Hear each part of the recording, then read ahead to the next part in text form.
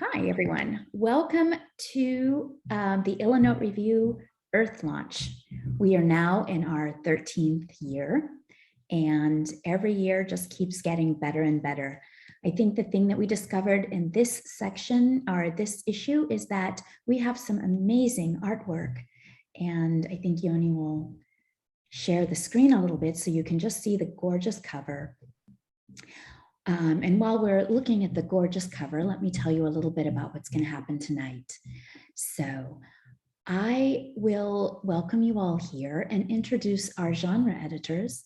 The genre editors will introduce the readers. So I'll start by saying I'm Marcella Shulak, and I'm the managing editor, and I read creative nonfiction with Karen Marone.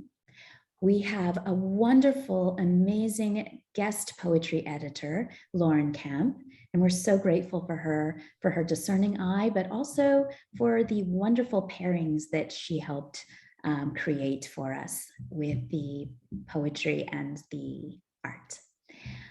Jane Medved is our poetry editor. And then for fiction, we have Mitch Ginsburg, Anat Hinkas, and Nadia Jacobson. So thank you all. I want to say that in addition to this, the miracle of having this journal up on time is solely due to Karen Marone, who's our production editor. Anthony Moreno helped with the cover design. Thanks so much for the cover art, or designing it. And we also want to thank our intern, Rachel Tversky. So without any further ado, I'm going to turn this over to Jane. Okay. All right. I'm on speaker view. Is Jenny here? Do we have Jenny anywhere? She was our first reader, so she is not here. Okay. So we're going to reverse the order of our poetry readers, and we're going to have Yehoshua November, who is going to wrap it up, be our first poetry reader. I wanted to say quickly that one of the wonderful things of having a themed issue is we get to sort of curate around the theme and pick pieces of work that amplify and mirror different aspects of, in this case, Earth. So it makes it quite enjoyable, but very difficult. We got an amazing amount of submissions this time. It was, yeah, Lauren's nodding.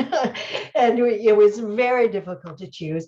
And in the end, a lot of times we were selecting things based on how they related to the theme. So Yehoshua November is the author of two poetry collections, God's Optimism, a finalist for the Los Angeles Times Book Prize, and Two Worlds Exist, a finalist for the National Jewish Book Award and the Patterson Poetry Prize. His work has been featured in the New York Times Magazine, Harvard Divinity Bulletin, The Sun, Virginia Quarterly Review, and on National Public Radio, and on Being's Poetry Unbound podcast program. The thing that we really were intrigued with by the poem that Yehoshua is going to read for us is the idea that creation is ongoing and ever present. As a matter of fact, when I first read this poem, I was reminded of the Midrash that says that for every blade of grass that grows, there's an angel standing there saying, grow, grow, grow, grow. And it seemed fitting to include a poem that acknowledges not just our roles as residents and custodians of the earth, but also partners and participants in the creation. So without any further ado, oh, Jenny, you just showed up, but we're going to have Yehoshua kick us off here. I think I could do this smoothly by now, but it's okay. We moved you to last spot. I'm here. So you have plenty of time. Okay. Yehoshua, take it away. Can everybody hear me okay? Yeah. Yeah, okay. Thanks for that introduction, Jane. It was so good. I don't know if it's even necessary to read the poem anymore, but I'll read it anyway. Thank you. And thanks so much for including my work in Ilanot Review's Earth issue. Really privileged to be a part of this group and to read some poetry. So the title of the poem is a little bit long. The Infinitely Tall Rabbi Lectures on Recreation Ex Nihilo via Divine Speech. So that's the title. It's the principle of the cosmic hardware store. The floor will hold not because of sound construction, but because each moment the floorboards are respoken into existence. Indeed, the law of conservation of matter would disappear from every textbook were it not announced again and again over heaven's staticky intercom system. One must train oneself, therefore, to call the world's bluff. Train oneself upon boarding a plane, for example, to believe it is safe, not because of the pilot's credentials, the ground crew's inspection, the expert wiring of the control panel, the titanium alloy, the screws fastening the fuselage, the snow, the fog, the otherness of the passenger in the window seat, their nose ring and neo-Gothic novel, all continuously articulated out of nothingness and into being. Like the cup of seltzer with a wedge of lime, the flight attendant's hand extends toward you through the cabin air, the mystery of creation. Thanks so much. Thank you, Yehoshua. That was great. I'm so excited to introduce our next reader, Edmée Lepercq. And she is a writer based in London. And she's going to read us an essay about a fruit of the earth. And in her case in particular, a fruit specifically belonging to London, as we're going to find out, figs. Edmée, take it away. Hi, everyone, and thanks, Karen, for that introduction. So this is part of a series of essays I'm doing on plants, and this one's titled Figs. A man I thought I loved first drew my attention to the fig tree on Amwell Street. The tree is so large, its trunk and branches so thick that either the owners or the council erected wooden poles to support its heavy limbs. As we cycled through the quiet central London street, the man told me over his shoulder that the tree was planted on the grounds of a school built in 1828. He said the tree is at least 200 years old and still produces fruit. Sorry, I shouldn't say fruit. That's incorrect, botanically speaking. Figs are no more a fruit than a tomato is a vegetable or an almond a nut, even though the US Supreme Court legally declared the tomato a vegetable in 1893 by unanimous vote. The green or purple teardrop appendage a fig tree produces is called an inflorescence. The Ecological Society of America defines inflorescence as a cluster of many flowers and seeds contained inside a bulbous stem. They call them a maze of flowers. Because of this unusual layout, figs require a special kind of pollinator. A wasp will weasel its way into the fig through a small opening at its bottom, the ostiole. Once inside, the wasp travels through the chamber of the fig, depositing her eggs within it while shedding the pollen she carries from the fig she was born in. Thus, the inflorescence is fertilized. Once the wasp dies, her body and eggs are absorbed by the fig as it matures. Each type of wasp only pollinates one kind of fig, in an example of coevolution so profound that neither species can survive without the other. Lest I put you off your appetite, I should note that this pollination process doesn't normally apply to commercially grown figs, only wild ones. Store-bought figs usually come from sterile trees, which don't require pollination, so no dead wasps for them. When I researched the history of the fig online, I mostly find facts related to the ancient world. In 2006, researchers discovered subfossils of fig seeds and partially burned fruits in Gilgal 1, an early Neolithic village located in the Jordan Valley 11,000 years ago. These remnants might be the earliest known example of agriculture, as they precede the domestication of cereals such as rye and wheat by almost 1,000 years. In Greek mythology, the goddess of agriculture, Demeter, told Phytalus the secret of fig cultivation to thank him for his hospitality. Greek athletes trained on a diet of figs, and when they won the Olympics, their first laurels were figs. Local figs were also a main food staple for those enslaved by the Romans and Greeks, and they killed Rome's first Emperor Augustus. Rumor has it the figs were plucked from his garden and smeared with poison by his wife, Livia. The Romans later named a variety Liviana, but whether this was because of her murderous figs or her knowledge of plants, we don't know. Nothing about this explains how the Mediterranean tree made its way to London's Amwell Street. So instead of fig history, I typed fig tree London history. A website in the search results with the name Figs for Fun Forum catches my eye. I click on the link, it takes me to a thread started in 2017 by a user named Peter Pan. He writes, "Hello guys, I am on a business trip this and next week in London. I am definitely taking cuttings from the fig tree on Amwell Street and a fig tree on Euston Street with pretty big figs on it already. I'll try to attach a picture below. Any tips for trees with interesting figs I could take cuttings from? All suggestions are very welcome. Thank you, Lubos." UK Fig Steve, PVC 12, and Dentist Chippin.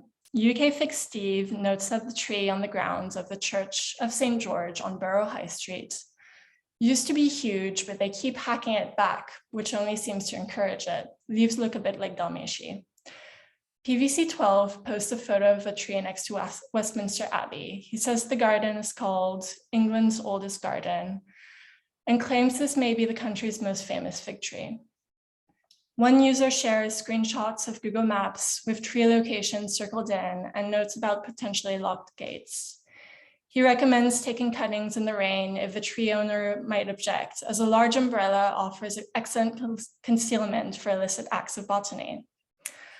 Another sends latitude and longitude coordinates as though Peter Pan / Lubos were an explorer at sea. Their profiles list varieties they are growing, climate zones, and wish lists. They call themselves figures.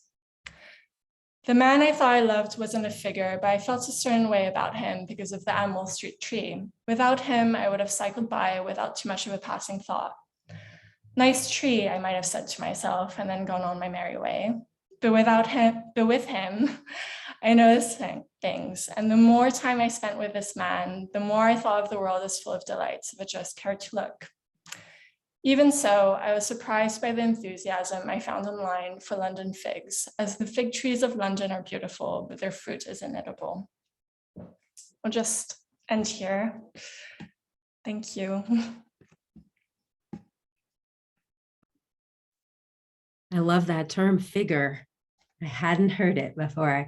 I'm thrilled to be able to introduce our next poet reader. I'm so excited about the issue as a whole and how it came together and the different ways that we all, the genre editors, all looked at the theme of Earth. So I'm going to introduce Julia Kolchinsky-Dasbach, who emigrated from Ukraine as a Jewish refugee when she was 6 years old. She is the author of The Many Names for Mother, winner of the Wick Poetry Prize and finalist for the Jewish Book Award, and Don't Touch the Bones, winner of the 2019 Idaho Poetry Prize. Her poems appear in Poetry, Blackbird, American Poetry Review, and The Nation, among others. She holds an MFA from the University of Oregon and a PhD in comparative literature from the University of Pennsylvania. She is the new Murphy Fellow in Poetry at Hendrix College. The two poems you'll hear Julia read are from her book, 40 Weeks, which is forthcoming from Yes Yes Books in 2023. As Julia writes, a woman pregnant is Earth, you, a planet. These poems offer a mother's perspective on pregnancy and the ongoing labor of the role. They are full of energy and new life. Julia. Lauren, thank you so much. That's such a beautiful and moving introduction. And I'm just thrilled to be here and to share what is the almost opening poem and the penultimate poem of the book. Nature must be a mother to pour thunder punch through potholes, hoping this will make something, anything, grow. She must be moths, mouth wide, wings panting for lightning.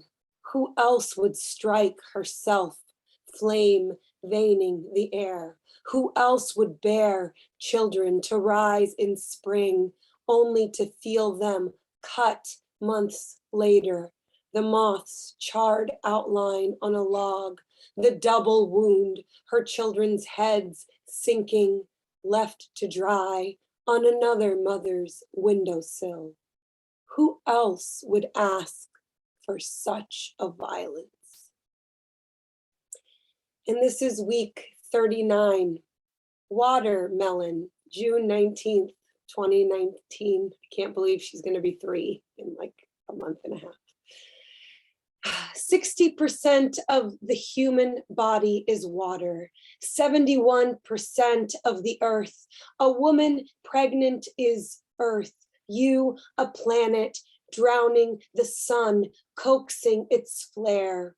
You'd heard to stimulate labor, hook your nipples to a breast pump, let it do all the morning's work, release oxytocin, shift hips, polar ice caps, drain rising sea levels, beg whales stop swallowing plastic and birthing dead calves and drawing your son to the water.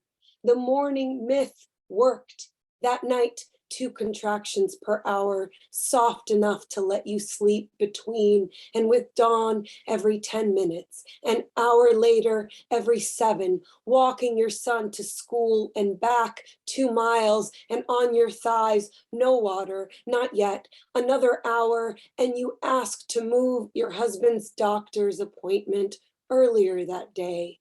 I'm in labor, you say. Don't you want to take care of that first? The receptionist protests, but no, you want your child's father to stop shaking, steady enough to hold your daughter when she's born, to sever the channel between your blood's currents. No, you insist, and they let you come early. His doctor concerned, uncomfortable. Don't have this baby in my office. I delivered one once and didn't like it. You have time, you reassure. Grip the armrest, exhale, waves. Feels like my back is on fire. Your husband describes one of his many symptoms. You stand, bend over, strain spine to ease pressure. Your back, charcoal, stomach, a choking wail. Experts watch your husband walk, jerked side to side, spasms, tremors, twitches, so many descriptors for one conclusion, undiagnosed. The pain grows. You apologize each time, blame your body for both your aching. Sink your stomach towards the earth, stretch your sacrum. I'm hungry, you tell him, and go out for lunch to make sure he eats. Labor outlasts meals. You spread your legs, bring your head to the table, eat 1 fish taco, go to the bathroom twice, apologize again. 5, then 4, then 3. Within minutes, you go straight to the hospital. Guilty, you didn't make it to the pharmacy. His doctor prescribed an anti-anxiety to stop the movements. Help him gain control as you lose it. Your hands not steady enough to sign yourself in. 12:25 p.m. No living will. He signs. No directive. Emergency contact. Husband. His back thrusts left, but ink makes it to the page. You're admitted. Still only 4 centimeters. 12:53 p.m. You burn for 3 minutes, water everywhere, boiling, breaking, not broken. 8 centimeters. She's coming, you say. Feels like I have to poop, you say. I'm sorry, I'm gonna stop apologizing, you say, but can't do it. On all fours, on top of the hospital bed, they wheel you up. Your husband holds the back of your gown closed. You're ready, it'll feel better to push. You disagree, do it wrong at first, forget to breathe, rapid, short exhales. It'll take longer this way, they tell you. Hold your breath, pause, then let it out, slow. You're holding your thighs, husband by your head, seems to have steadied. On the next contraction, big inhale, 1 long exhale, the midwife instruct. First push, She's moving now. Burning is good. You're a corona. Second push. The head is coming, crowning her skin, rimming through yours. Precious stones sliced to metal, splitting. Third push, shoulders, and the rest of her slips out. 1:25 p.m. You can't believe it's over. You keep repeating how fast you're meant for childbirth, they say. Do it like in the movies, like what everyone wants to believe childbirth is like. Her white filmed body to your chest, vernix coating like powdered sugar. I can't believe she's here. River out of an ocean, cane from saccharine stalk. I can't cut the cord, her father says. Your thighs still shaking, fresh and sweet out of salt. She's perfect. White water out of more water, as though she wasn't made of your bone and seed and earth, your blood, but water all along. Thank you so much.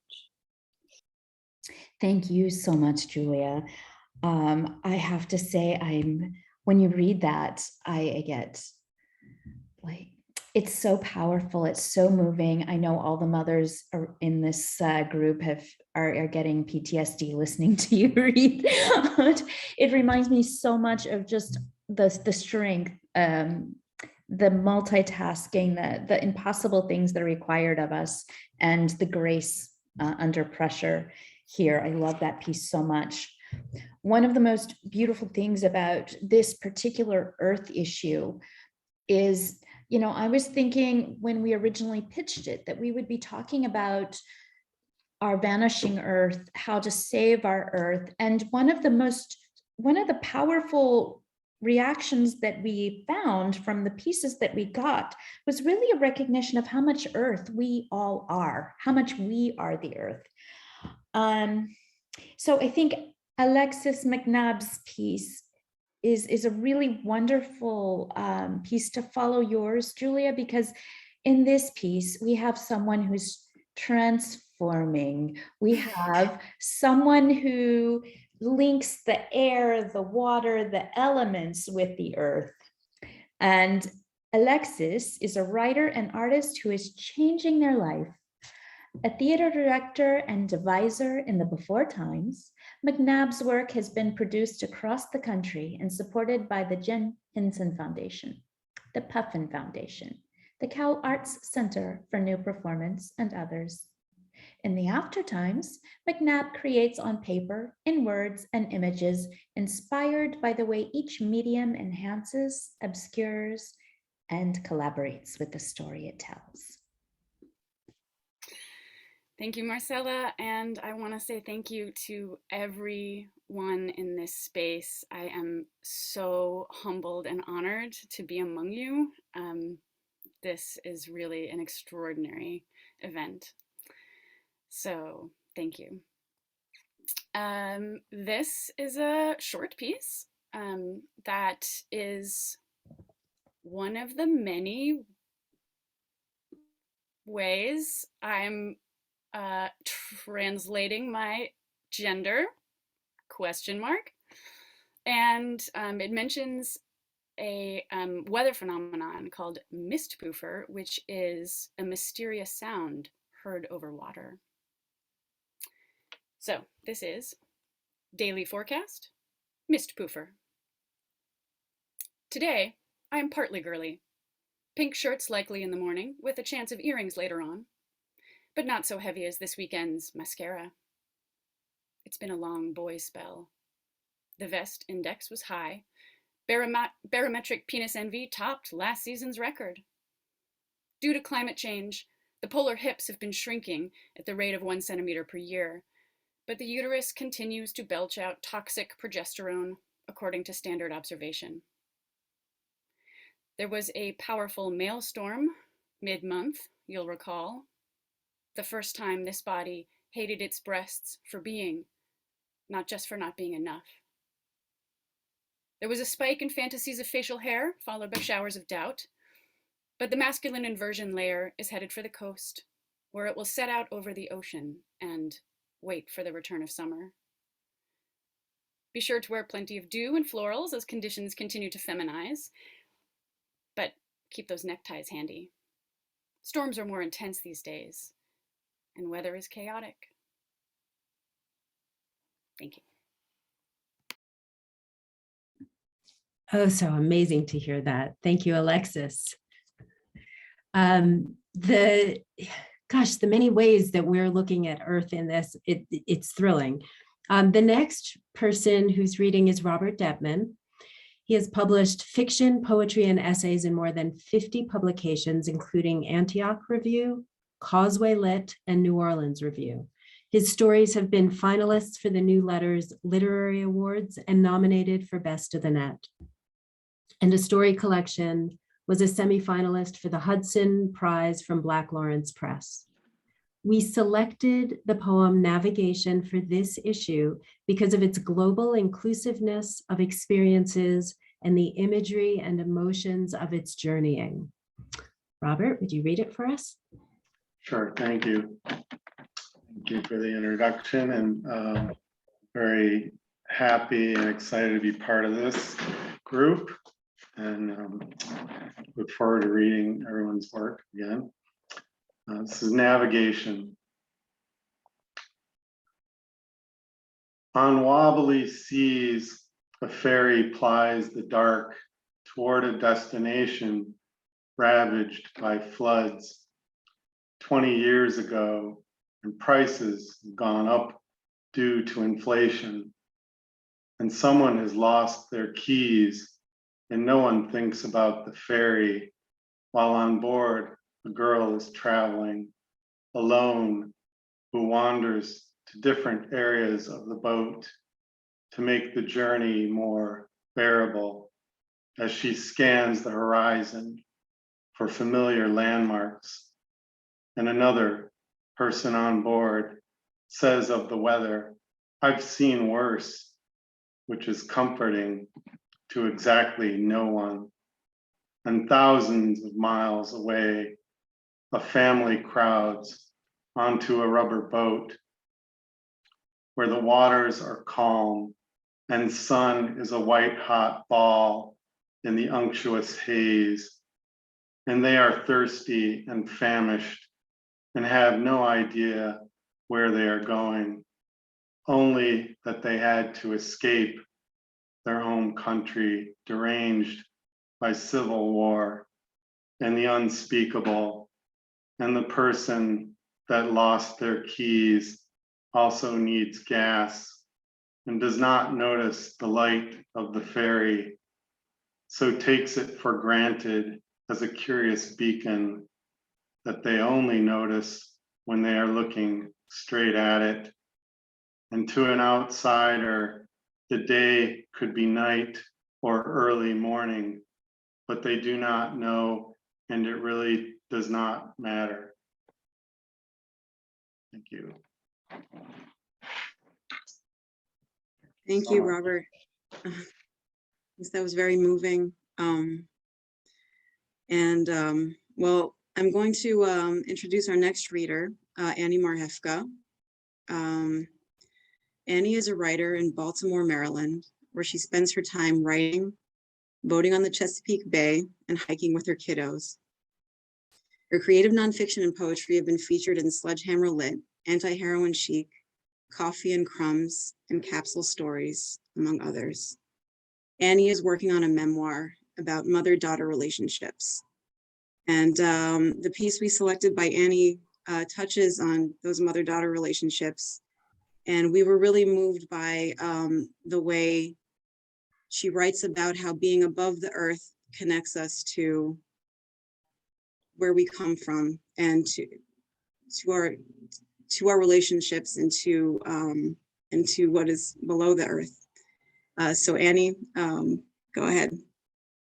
Thank you so much, Karen. First, I just want to say it's so lovely to be part of this and hear all of you read your words. Julia, I was so moved by your piece in particular. I'm fresh off having my second child a few months ago, so you took me right back there to the hospital room. So, okay, so this is Flying into Chicago at Sunset. Through the book-sized window, the circling planes blink in the sky like lightning bugs at dusk. The earth below is speckled with baseball diamonds and a grid of twinkling houses with streets painted diagonally. I imagine dollhouse-sized mommies and daddies tucking kiddos into cartoon-printed sheets, stuffed animals under arm crooks. The city dead ends into the abyss of the lake abruptly, a hard line between life, motion, rapidity, and solitude, endless space. The moon is barely distinguishable from the lightning bugs, a shiny pulsing orb shifting slightly along with me. The other passengers on the plane are as distant and fleeting as the flickering planes trying to avoid crossing into each other's flight paths. We don't speak to one another, avoid eye contact, avoid elbow rubs on armrests, avoid kicking the seat in front of us. Each of us in our own little orbit, eyes down to the ground or in our books or our phones, headphones in ears to plug the noise around us, a cocoon. I too stuff little buds into ears, hold a book in my lap without ever turning a page, close my eyes as if I am napping, anything to keep my seatmate from sparking a conversation, because I'm afraid I will blurt out what I am thinking, which is, this is the first time I am flying as a motherless daughter. People say they feel closer to their loved ones when they fly, something about the imagery of angels soaring up above clouds probably. But for me, it makes the distance between my deceased mother and me feel greater. The slightest bit of turbulence sends the moon skipping erratically out the window, and I am reminded that I don't have a mother at home tracking my flight like the rest of the passengers. Although I wonder now, is that a habit of every mother or just mothers like mine, the ones who have lost a child? Does every mother pop open a browser the moment her kid's plane's wheels leave the runway and keep an eye on the tiny blip in her peripheral while she goes about cooking the pasta or watching her favorite reality show? Or is it just the ones who have had knocks on doors in the middle of nights, alerting them of an accident, a car overturned, a son being airlifted, an urgency to go now, try and get to the hospital before? When we land at O'Hare, it is as if I expect the moon to keep moving, swimming through the night sky. Stepping forward on a forward-moving walkway, I float through space and time, and people whiz by unnaturally, too eagerly, too in a hurry. Though in motion, I feel as stationary as the moon with its lightning bug companions circling round. I am somewhere between concourses B and C, and the only thing that grounds me is looking up. Above me is a dizzying array of long, irregular bulbs, neon twists of light with more steadiness than the swarms of bodies dimly lit by cell phones whirring by. The lambent glow of the squiggling bulbs radiates off the tops of heads, baseball caps and balding crowns, and the women with soft bouncing curls. Blues and violets and greens blur together, a brilliant and blinding mesh of color that gives off the illusion that the immobile lights are flickering. As I stumble off the end of the moving walkway, I need to pause for a moment, reorient my body to the stillness of standing, but I don't. I keep going, crossing the carpetway and stepping onto the next moving walkway. I must stay in motion, keep moving to the next tunnel of swirling neon lights, moving further away from her death date, moving closer towards her. Thank you.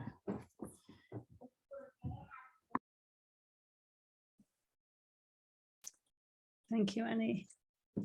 I was actually going to say, wow, that's really moving. And then the last few sentences talk literally about moving as well as, you know, being moved emotionally. It was really, thank you. Thank you so much.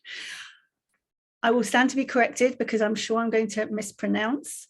Overcomer Ibiteye. Is that correct? Please correct me when you come on to read your piece. Overcomer is a Nigerian poet and writer. She's an alum of the Spring Writing Fellowship, and her works have appeared or they're forthcoming in anthologies and magazines like Apex, Landluck Review, Iscantia, and others. And she was also shortlisted for the African Writers Award in 2021. We love the kind of, again, as Marcella mentioned, of how we, in a sense, are Earth, and love the magical nature of this. So please look forward to hearing it from you.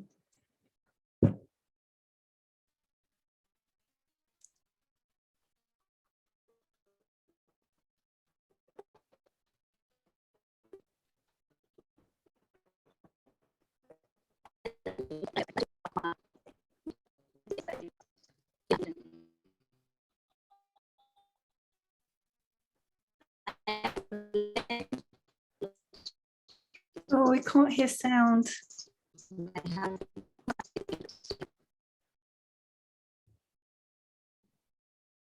I wonder if you would want someone to read it for you, or can you?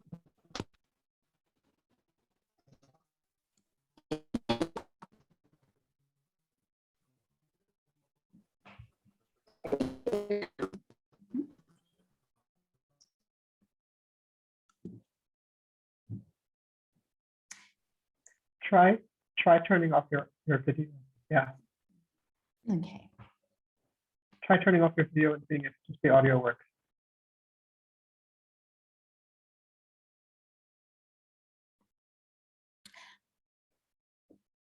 Why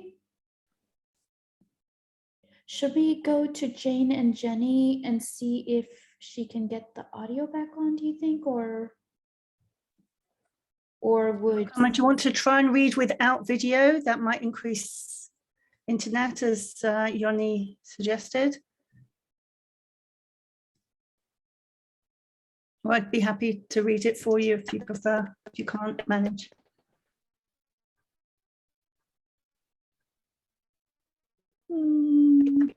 okay. Should I read it, Marcella, or? Is that okay if Nadia reads it? Can you nod? We can see you. Yeah? All right. Nadia, why don't, I think that's a nod. Why don't, if you don't mind, Nadia will read it for you. And we'll look at your face. Okay. Fleeing and floating. I'm learning to float through space with my hands akimbo. My husband says it's too dangerous, too daring. He says my body is too mangled to be carried by the Gothic breeze. Air only carries compact bodies. Sometimes I wish I was an eagle, grey talons lifting into the air, dashing into darkness. But darkness is right here, and my wings have been drilled into my arms. Maybe that's why my hands are too heavy to move.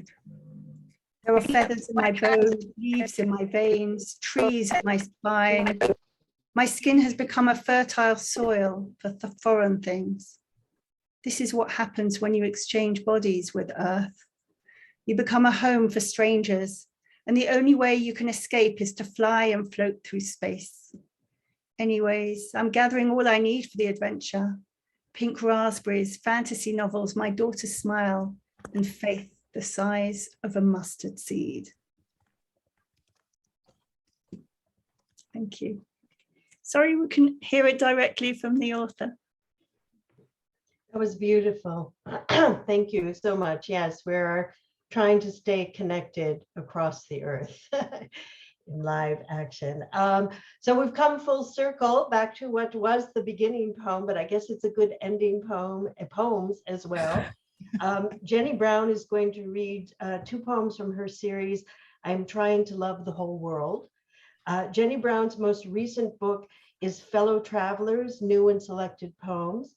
She has received the Cecil Hemley Memorial Award from the Poetry Society of America, a National Endowment for the Arts Fellowship in Poetry, and her poems and essays have appeared, this is the shortened list, in American Poetry Review, Bennington Review, Boston Review, Copper Nickel, the New York Times, and Tin House, among many, many others. She teaches at Trinity University and lives in San Antonio, Texas. Now, what stood out about these poems when we read them, I think I can speak for Lauren as well, was the sense of moving through the world, the sense of going across the earth. We loved the forward motion. The reader is absolutely propelled across emotional and physical landscapes that blend and then mirror each other. In these poems, the earth itself is a participant, where wind is a long sadness not meant to save, and tumbleweeds make a great refrain. Jenny, bring it on home. I didn't intend to be bringing it home, but I'm thrilled to be here and, you know, trying to stay connected across the miles, as you said. Thank you, Jane and Marcella and Lauren. And what a beautiful issue and what a gift to be reading with you all at noon here in Texas. I know it's a different time where you are. Yeah, these are from a new sequence that actually kind of began last March. I was reading the poems of Adam Zagajewski after he died, and he has that really well-known poem, "You Must Praise the Mutilated World." And I think they're poems about scale and about motion. And it occurred to me this morning, they're also kind of COVID poems, which I wouldn't have said I was writing, but this sense when our sense of the world in some ways felt so compressed, but I know for me, it was also a time when sensory images and experiences often overwhelmed me, even when I was in what felt like a very compressed space. So I'll just read these two sections from this longer sequence. Every poem in it does begin with sort of this impossible title, "I am trying to love the whole world." I'm trying to love the whole world. Then Rilke says, the work for which all other work is but preparation. And so I try again to love, even the way my husband mistakes the word magnanimous. Listen, I explain, if a grizzly bear clacks its teeth, huffs, woofs, or slaps the ground, then we know we are standing too close. The bear may appear immense, but not magnanimous. Great of soul and generous of mind defines neither my husband's predatory snoring inside the tent, nor my sore resentment. Not the iceberg of our occasional silence until we back up enough for the Titanic of us to pass. I don't really mean that. Doomed or not, I have come to love even the cracked hull of long marriage. I have read how the Chinese character for demolish can be mistaken for firewood, monogamy for mahogany, slow to burn, but we know which way smoke grows. I am still trying to love the whole world without having to break it into human-sized pieces. But the nickel of cheek your beard never quite reaches. Forgive us for beginning this voyage too proud to ask for directions. From time to time, we still lose the plot, so you take my hand to trace a greater bear from stars. Then look me up and down as if sketching the newest lines on my face. Not unkindly so much as exactly, magnanimous as dusky air, the last orange in the cooler we peel to share. And I'll read the second section that begins again. I am trying to love the whole world. The way we loved those desert towns, we passed through without imagining who else we might have been or broken there. Each unfinished sentence interrupted by the dry hump of thunder, each pecan in the orchard dropping hints. Let's make a spell for the return trip. Whisper bonfire, easy sad, forever, ever. Sometimes the past best stay a distant, persistent ringing. Sometimes a country song about starting over with the volume turned down. If you can imagine passing someone on this road, you might also imagine sitting next to it all day, then all night, trying to learn the difference between the ones who will feed you and the ones who will eat you. Wind like a long sadness, not meant to save. Tumbleweeds make a great refrain. Thank you.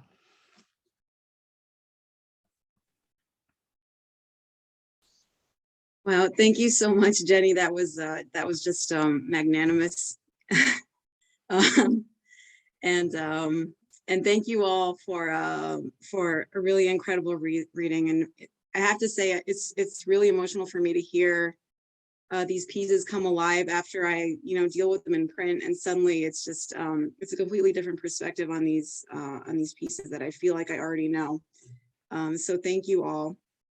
And thanks again to the Ilanot Review editorial staff and to our amazing guest poetry editor, Lauren Camp. And very, very special thanks to Yoni Hammer-Kasoy, who is just a gem, and he makes these Zoom meetings happen, and he designed the flyer for this event. So thank you, Yoni.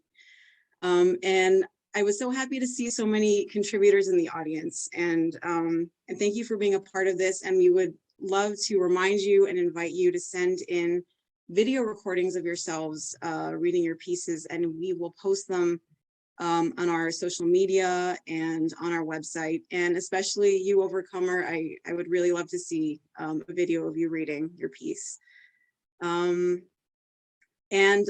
Just before we wrap it up, I'll say a few words about our next reading period. It opens on June 1st and will be open until July 31st.